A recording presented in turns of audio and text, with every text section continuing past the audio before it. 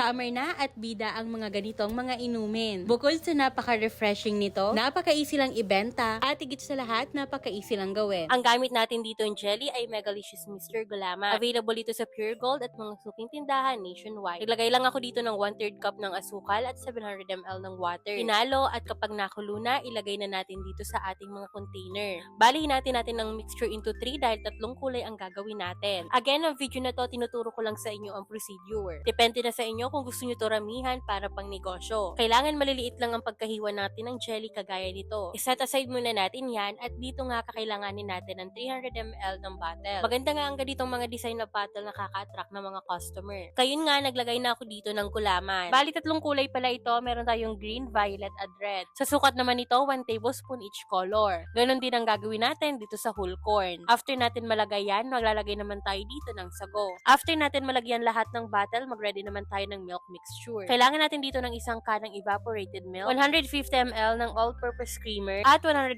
grams din ng condensed milk. Haluin lang ito ng mabuti. Once na nahalo na ito, ilagay na natin dito sa ating mga bottle. Available pala ang bottle na to, ilalagay ko yung link sa comment section. After natin malagyan lahat ng bottle, kailangan lang natin dito takpan. Don't worry dahil pwede kang mamili ng iba't ibang kulay ng leaf. Perfect nga ito kapag meron kayong mga cafe o kaya gusto mo lang naman inegosyo. Kapag na-refrigerate na natin, pwede na natin ito i-serve. At ayan, meron ka ng masarap na drink na perfect talaga, lalong-lalo na ngayong summer.